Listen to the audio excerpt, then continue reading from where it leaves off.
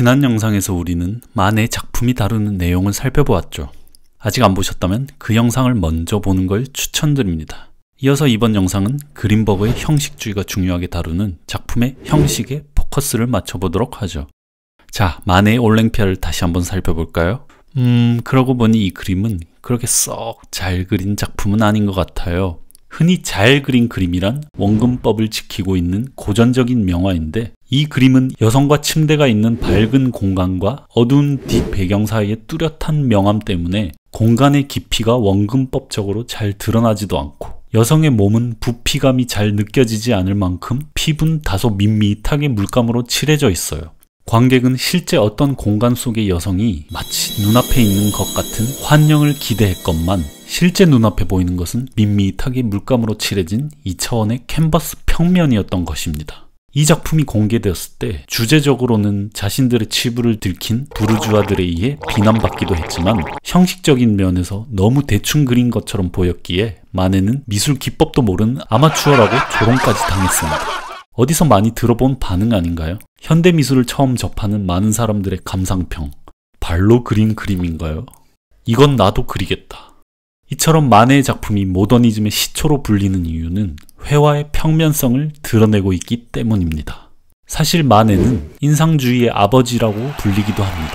마네가 그린 다른 작품들을 살펴보면 자신이 직접 감각한 눈앞의 어떤 순간을 그리는 인상주의적 면모가 발견됩니다. 인상주의는 의식적으로 무언가를 구성하려 하기보다는 인간의 망막에 비치는 광학적 인상 그 자체를 그려내려고 했어요.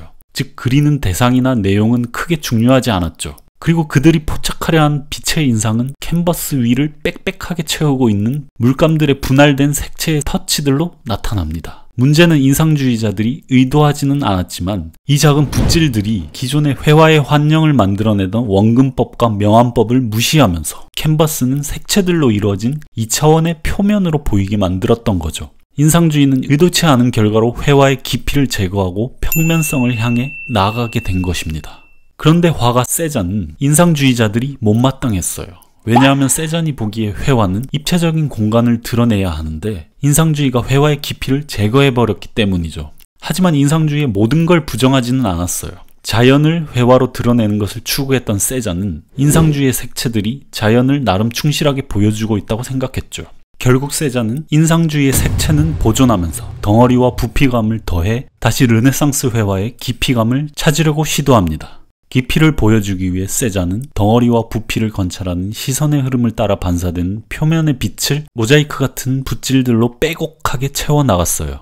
과거의 깊이를 되찾으려는 세잔을 보수적이라 생각할 수도 있을 것 같습니다. 하지만 역설적이게도 세잔의 시도는 회화의 표면을 더 적극적으로 드러내는 뒤집힌 결과로 나타납니다. 인상주의의 방법으로 인상주의가 제거한 전통적인 회화의 깊이감을 되살리기 위해 분투한 세잔은 오히려 인상주의보다 더 평면적인 회화를 탄생시킵니다. 그리고 세잔의 뒤를 이은 후배들 중 아이러니하게도 피카소를 포함한 입체주의자들 또한 새로운 혁신을 원했던 게 아니었어요. 피카소는 회화를 여전히 재현과 환영을 통해 되살리려고 노력했죠. 조각적인 입체감과 과장된 명암 대비를 통해 말이죠. 그리고 다들 알고 있는 것처럼 입체주의자들은 3차원의 대상을 2차원의 그림으로 옮기기 위해 정면뿐 아니라 여러 측면들을 함께 보여주려 시도했습니다. 그 결과는 귤 껍질을 벗겨 펼치듯이 세 개의 표면과 껍질을 벗겨 평평한 캔버스 위에 펼쳐 놓았죠.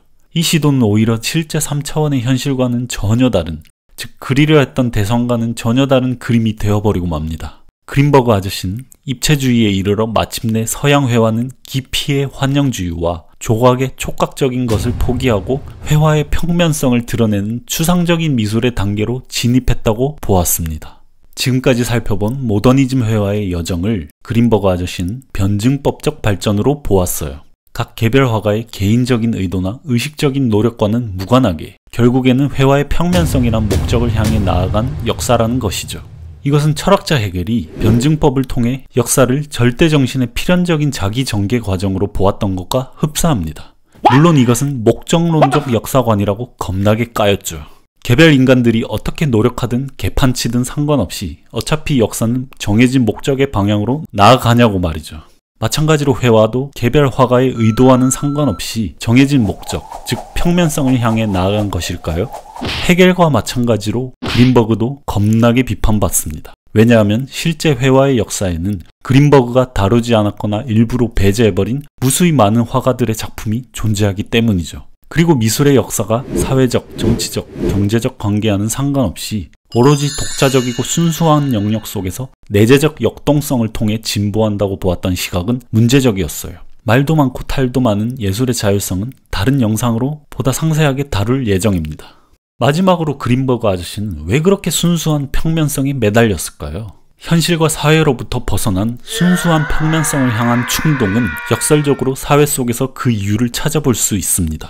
20세기 초 제1차 세계대전으로 쑥대밭이 되어버린 유럽과 다르게 미국은 상처 하나 없이 수많은 돈을 벌고 패권 국가로 부상하게 되었습니다. 그 결과로 미국은 수많은 상품들이 넘치고 소비가 권장되는 사회로 발돋움했죠. 헐리우드 영화와 팝 음악, TV쇼, 스포츠 스타 등 수많은 대중문화가 범람하게 됩니다. 하지만 1930년대 대공황이 발생하면서 자본주의에 대한 회의와 함께 유럽은 파시즘의 광풍으로 위태로워집니다. 이와 같은 분위기 속에서 미국의 젊은 세대는 진보적인 막스주의에 경도됩니다. 그린버그 또한 다른 또래와 마찬가지로 처음에는 막스주의자였습니다. 19세기 중엽 근대 자본주의 부르주아 사회를 비판하는 아방가르드 예술가들을 옹호했죠. 하지만 곧 그린버그는 아방가르드 예술가가 사회와 정치로부터 단절하고 자신만의 독자적인 가치와 자율성을 가져야 한다고 보았습니다. 그 이유는 당시 희망이었던 현실사회주의, 즉 소련에서 예술이 사회주의 리얼리즘이란 이름으로 정치적 이념의 선전도구로 변질되는 걸 지켜보는 지식인들을 충격에 빠뜨렸기 때문이었어요. 서구에서는 키취, 즉 저급하고 질 낮은 오락적인 대중문화가 범람하면서 고급 예술을 위협하고 있었고, 다른 한편에서 예술은 이념을 선전하는 도구로 변질되는 상황 속에서 예술은 진퇴양난에 처해 있었던 것이죠. 이 상황을 타개하고 아방가르드 예술을 보호하기 위해서 그린버그 아저씨는 지난 모더니즘 회화들을 훑어보며 그것을 평면성의 역사로 다시 썼던 것입니다.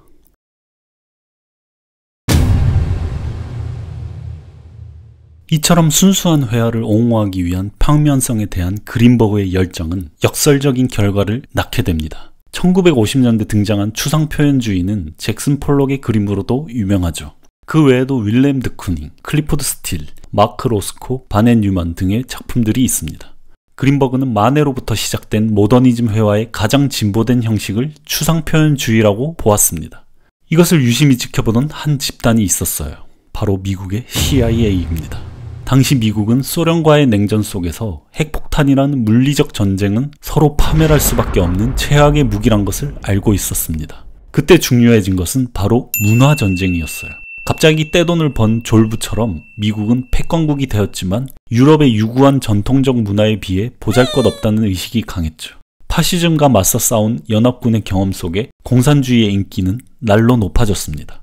CIA는 소련의 사회주의 리얼리즘을 형상이 있는 틀에 박힌 구상미술로 규정하고, 그에 맞서 형태가 없는 추상표현주의야말로 자유롭고 쿨한 이미지를 통해 미국의 자유주의를 대표할 수 있다고 보았던 것입니다. 물론 CIA의 문화전쟁은 아주 은밀하게 진행됐어요.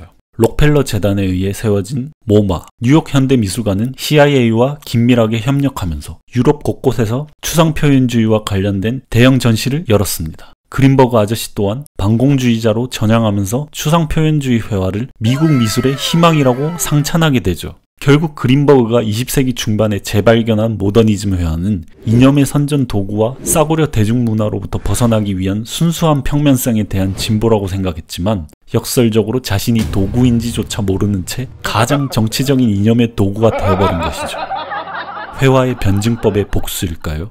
이와 같은 회화의 2차원의 평면성을 향한 여정의 끝에는 무엇이 남아있을까요? 이야기와 형체, 색채와 명암이 사라져버린 텅 빈 캔버스? 그린버그 아저씨라면 아무것도 없는 텅 빈 캔버스야말로 가장 회화다운 회화라고 할지도 모르겠네요. 그렇다면 회화는 이제 종말을 맞이하게 된 것일까요? 물론 아닙니다. 다음 시간에는 모더니즘 이후, 포스트 모더니즘에서 그 답을 찾아보도록 하죠.